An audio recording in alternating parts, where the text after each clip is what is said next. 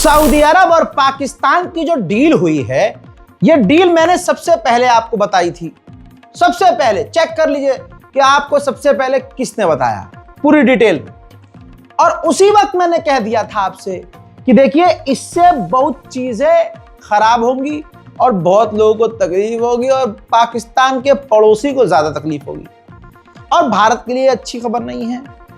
भारत ने इस पर टिप्पणी की है। पहली टिप्पणी यह थी कि हमें तो पता था जी कि पाकिस्तान और सऊदी अरब ये करने वाले हैं।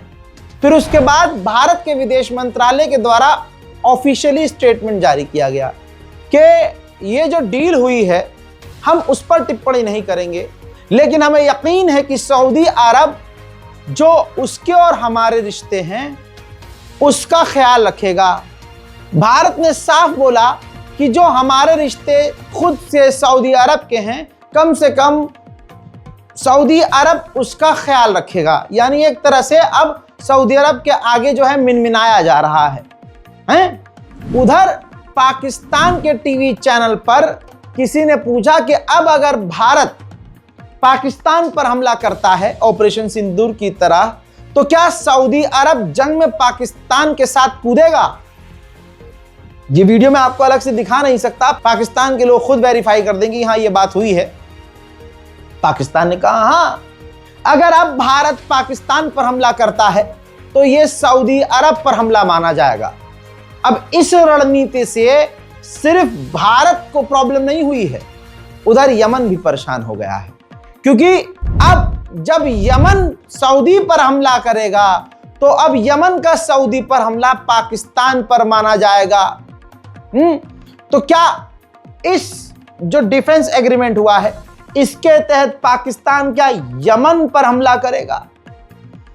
क्या भविष्य में ईरान सऊदी अरब के खिलाफ खड़ा हुआ तो क्या ईरान से सीधा पाकिस्तान टकराएगा? ऐसी बहुत सारी चर्चाएं शुरू हो चुकी हैं, लेकिन इस्लाम दीन और मुसलमान की बात करके पाकिस्तान को बड़ी कामयाबी इस डील में मिली है। यहां तक कि पाकिस्तान ने कह दिया है कि हमारे इस न्यूक्लियर अम्ब्रेला में, तवज्जो है, न्यूक्लियर अम्ब्रेला में अगर कोई और अरब मुस्लिम देश आना चाहता है तो मोस्ट वेलकम है। अब इससे आप देखेंगे कि पाकिस्तान खुद मजबूत हो रहा है और एक मुस्लिम परमाणु वाला देश होने का फायदा खुद तो उठा रहा है और दूसरों का भी, जो मुस्लिम देश हैं उनका भी ये सिपह सालार बनने को तैयार है। यह भी क्लियर कह दिया है कि हम अपने परमाणु का इस्तेमाल करके सऊदी अरब को बचाएंगे, अब यह हमारी जिम्मेदारी होगी। पाकिस्तान के डिफेंस मिनिस्टर ने ओपनली कह दिया है कि अब हमें जरूरत है इस्लामिक नेटो की। जैसे नेटो है वैसे इस्लामिक नेटो होना चाहिए, जो एक दूसरे की अखंडता की रक्षा करे, एक दूसरे का साथ दे। और भी कई देश इसमें शामिल होना चाहें तो मोस्ट वेलकम है और मुझे नहीं लगता इस्लामिक नेटो से किसी को कोई तकलीफ होगी। इजराइल ने अरब को एक कर दिया, मुस्लिम देशों को एक कर दिया। कैसे? जब अरब देश चाटते रहे सालों साल इजराइल को, तो अरब देशों को लगा कि इजराइल हमारे लिए खतरा नहीं है, लेकिन जब कतर पर इजराइल ने हमला कर दिया तो सबको अकल आ गई कि भाई ये किसी के नहीं। और मेरी क्या ही औकात है। 5 साल से मैं यूट्यूब पर हूं, ये 2 कौड़ी का आदमी ही चीख चीख के बोलता था, मैं खुद चीख चीख के बोलता था कि ऐसा कोई सगा नहीं जिसे अमेरिका इजराइल ने ठगा नहीं। इतनी अकल तो अरब देशों को होनी चाहिए थी, लेकिन हुआ क्या? बाद में हमारी बात सच साबित हुई, जो आप कहते थे सच साबित हुआ कि अमेरिका इजराइल किसी के नहीं है। अब देखिए क्या है, अब जो अरब और मुस्लिम देश एक दूसरे से कटे कटे रहते थे, अब एक होना शुरू हो चुके हैं 13 साल बाद। इजिप्ट और तुर्की 13 साल बाद एक हो रहे हैं और साथ में वो मिलिट्री एक्सरसाइज, नेवी एक्सरसाइज करने की तैयारी में है। तुर्की के राष्ट्रपति रजब तैयब एर्दोगान ने कहा कि हम और मुस्लिम देश और मुसलमान मिलकर जेरूशलम को बचाएंगे, अक्सा को बचाएंगे और हमारा यह स्ट्रगल खत्म नहीं होगा। Adın emanetlerine sahip çıkacak. Kudüs'ten elimizi hiç çekmeyeceğiz. İşgalciler istemese dahi biz Müslümanlarla birlikte tüm inançların hakkını savunmaya devam edeceğiz. Erdogan ने आगे अपने बयान में यह भी कहा कि हम एक कंकड़ भी जेरूशलेम का इजराइल को यानी नेतन्याहू को नहीं देंगे। यह इतिहास गवाह है, आप और हम पैदा भी नहीं होते, हमारे दादा अब्बा भी पैदा नहीं होते, उससे पहले से ग्रीस और तुर्की की दुश्मनी ऐतिहासिक तौर पर चली आ रही है। ऐसे में आज जो तनाव हो रहा है उसमें सब अपना अपना पार्टनर चुन रहे हैं। तो ग्रीस का यह बयान आया, ग्रीस के हेल्थ मिनिस्टर का।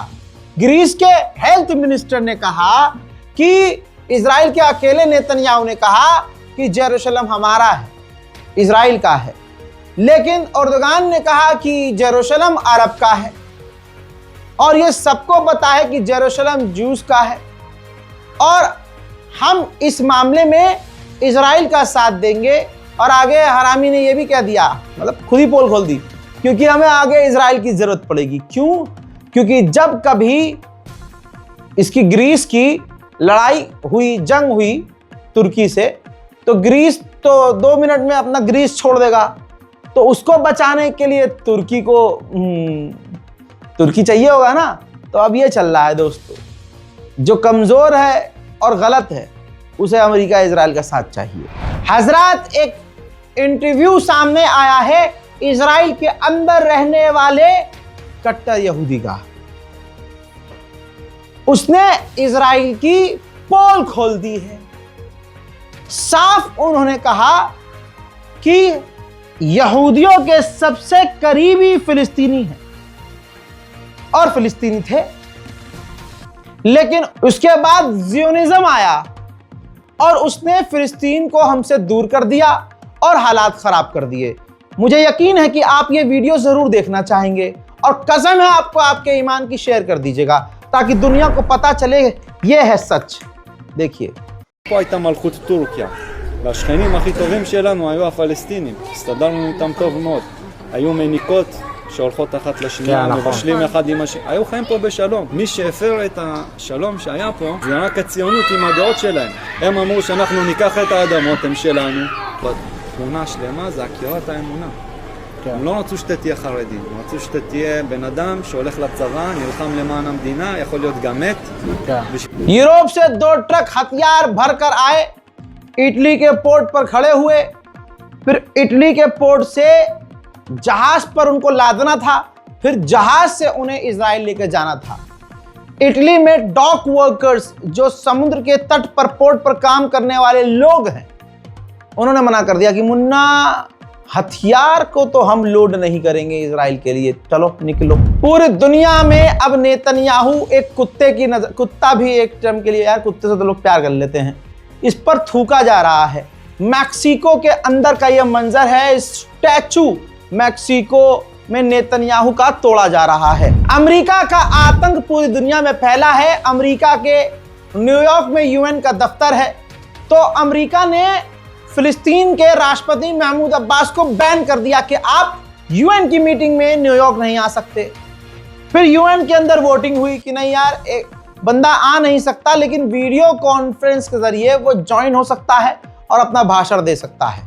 अब इस पे वोटिंग हुई तो 145 देशों ने फिलिस्तीन का साथ दिया और कई देशों ने फिलिस्तीन के खिलाफ यहां भी वोटिंग करी, लेकिन क्योंकि ज्यादा वोट फिलिस्तीन के समर्थन में पड़ गया कि फिलिस्तीन के राष्ट्रपति महमूद अब्बास वीडियो कॉन्फ्रेंस के जरिए इस मीटिंग को ज्वाइन कर सकते हैं, तो फिर अमेरिका इजराइल को झटका लगा। अब यूएन की मीटिंग में फिलिस्तीन जा नहीं सकता, लेकिन आज ये हालात हैं कि अब वीडियो कॉन्फ्रेंस के जरिए फिलिस्तीन यूएन में अपनी बात रखेगा और आने वाले समय में हम ये भी देखेंगे कि एक दिन ये वीडियो ऑप्शन भी खत्म कर दिया जाएगा और ये सारे देश खामोश हो जाएंगे और पूरी दुनिया में फिलिस्तीन अकेला पड़ जाएगा। उधर फॉर्मर यूरोपीय यूनियन के चीफ ने कहा है, बयान में सुना दूंगा आपको, कि इजराइल जो है होलोकॉस्ट का इस्तेमाल करके गाजा में जो चाहे वो कर रहा है। ¿Cómo es posible? Supongo por la indiferencia de unos cuantos, por la complicidad de otros y por la especie de bula que tiene Israel, porque el Holocausto le da una especie de carta blanca para hacer lo que quiera. A mí lo que me horroriza no es tanto lo que haga Israel, sino lo que hacemos los europeos. उधर Yemen के अंदर फिलिस्तीन के समर्थन में लोग सड़कों पर प्रदर्शन करते हुए फिर से उतर गए।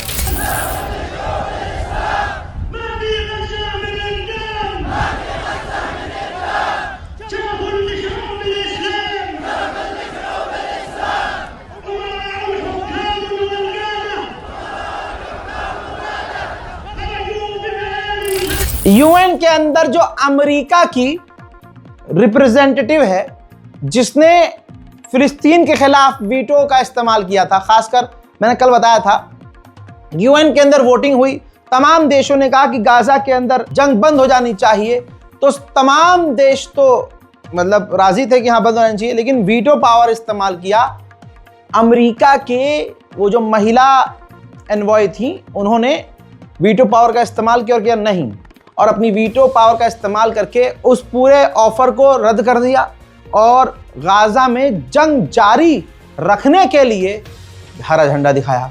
अब यही महिला जब वहां से निकली है, एयरपोर्ट पर नजर आई है अमेरिका की यही यूएन की एनवॉय, तो फिलिस्तीनी समर्थक लानत भेज रहे हैं और जलील कर रहे हैं। ये है इनकी इज्जत। देखिए,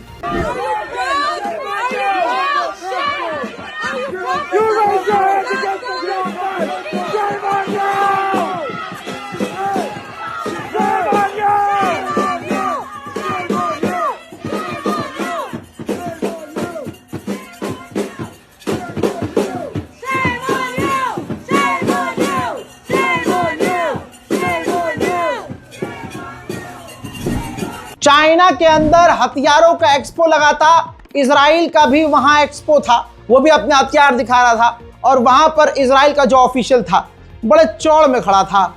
चाइना के ऑफिशियल वहां आए, उंगली दिखाकर उनके मुंह पर कहा कि तुमने 70,000 बेगुनाहों को गाजा में कत्ल कर दिया, बच्चों को तुम कत्ल कर रहे हो, तुम्हें आतंकवादियों को मारना था लेकिन तुम आवाम को मार रहे हो। यह है इनकी इज्जत। देखिए, military people should shoot the terrorists, not the children, not the women.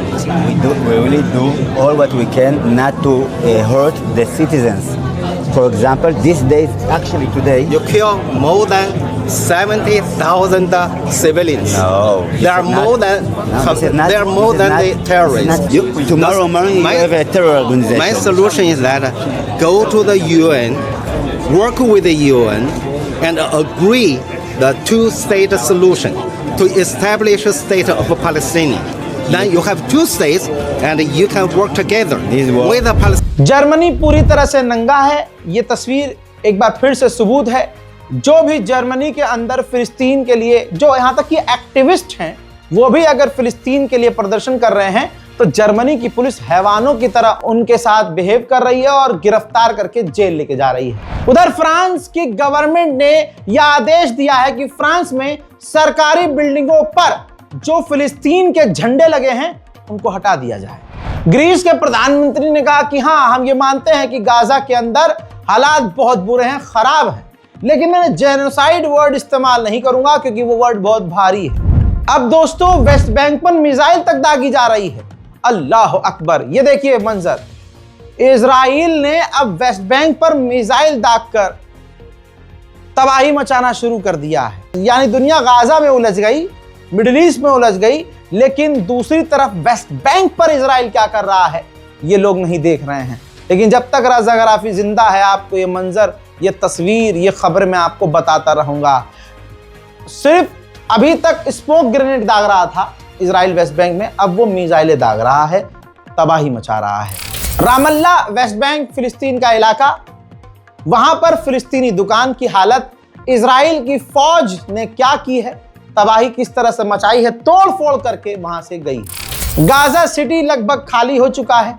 बता चुका हूं कि 5 लाख गाजा सिटी से लोग निकल चुके हैं। हालात बहुत बुरे हैं, दुआ जरूर कीजिए।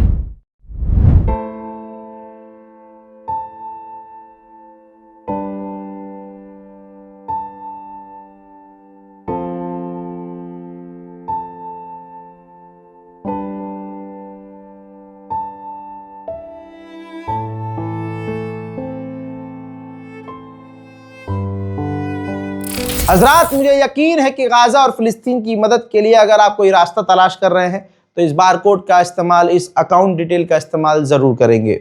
मेरे दोस्तों, इस रिपोर्ट को शेयर ज़रूर कीजिए, अपनी दुआओं में गाजा फिलिस्तीन को याद रखिए और इस रिपोर्ट को शेयर ज़रूर करिए और दूसरों से भी हमारे चैनल रज़ाग्राफी अनस्क्रिप्टेड को सब्सक्राइब करवाइए। जय हिंद।